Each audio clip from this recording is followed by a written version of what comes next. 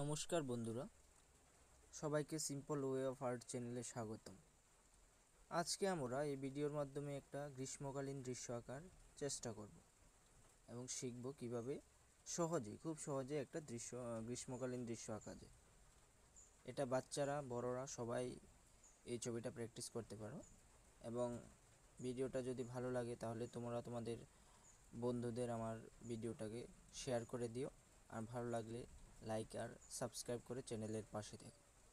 তাহলে দেখে নাও আমার আজকের ভিডিও গ্রীষ্মকালের দৃশ্য। প্রথমে আমরা একটা ছাতা এঁকে নিচ্ছি, যেহেতু এখন প্রচণ্ড রোদ পড়ছে তার জন্য আমরা একটা ছাতা এঁকে নিচ্ছি।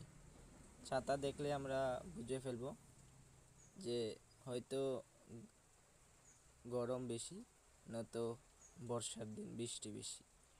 তাহলে চলো আমরা আস্তে আস্তে এগিয়ে যাচ্ছি ছবি আঁকার দিকে।